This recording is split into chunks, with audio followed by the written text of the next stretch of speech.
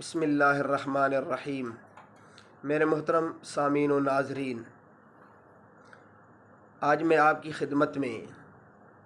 جو گفتگو پیش کروں گا وہ عید کی تکبیرات یا عید کی رکعت جو ہم سے رہ جائیں تو ہم انہیں کیسے پورا کریں گے۔ تو سب سے پہلے میں آپ کو اور آپ کے پیاروں کو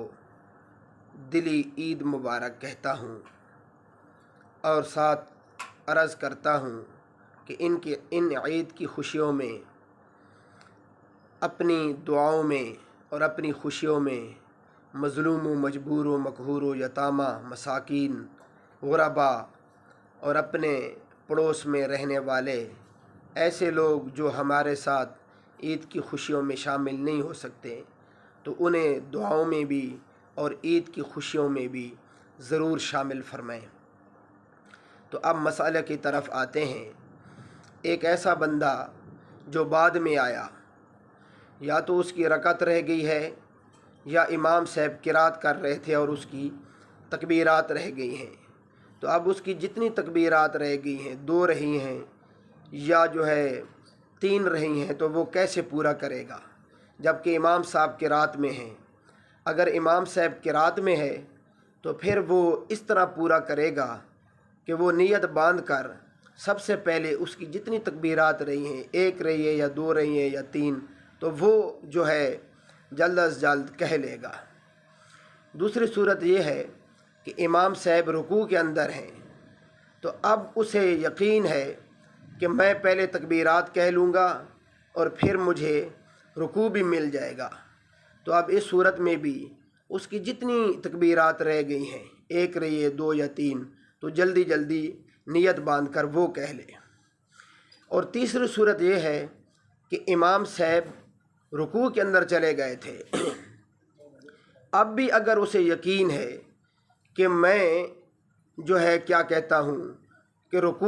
امام صاحب تو رکوع میں ہیں، اسے یقین ہے کہ رکوع کے اندر بھی میں تکبیرات کہہ لوں گا، تو یہاں مسئلہ یہ ہے کہ رکوع والی تسبیح نہ پڑھے بلکہ رکوع کے اندر بھی وہ 3 تکبیرات بغیر ہاتھ اٹھائے پڑھ لے، اپنی تکبیرات مکمل کر لے، اور پھر امام صاحب کے ساتھ رکوع کے اندر ہی، رکوع کے ساتھ ہی وہ قیام کی طرف، رکوع مکمل کرنے کے بعد قیام کی طرف چلا جائے۔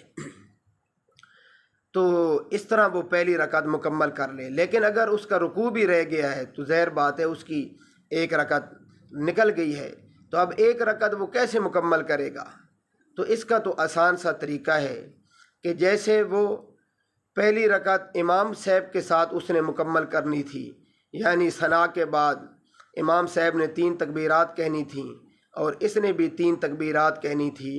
تو چونکہ اب اس کی رکعت رہ گئی ہے تو اب اس نے اکیلے میں پڑھنی ہے، تو بالکل سیم طریقہ یہی ہے کہ وہ ثنا پڑھے گا، ثنا کے بعد 3 تکبیرات پڑھے گا اور 3 تکبیرات کے بعد سورۃ فاتحہ کوئی سی صورت ملے گا۔ اگر 2 رکعتیں رہ گئی ہیں تو اس کا بھی یہی سیم طریقہ ہے کہ وہ ثنا پڑھے گا، ثنا کے بعد 3 تکبیرات کہے گا اور سورۃ فاتحہ کوئی سی صورت پہلی رکعت مکمل کرے گا۔ دوسری رکعت میں جب وہ کھڑا ہوگا تو اس میں سورۃ فاتحہ کوئی سی صورت اور پھر وہ 3 تکبیرات کہے گا۔ تو اس طرح اگر تکبیرات رہ گئی ہیں تو وہ تکبیرات مکمل کرنے کا طریقہ ہے، اور اگر رکعتیں رہ گئی ہیں تو رکعتیں مکمل کرنے کا طریقہ ہے۔ اللہ جل شانہ عمل کرنے کی توفیق عطا فرمائے۔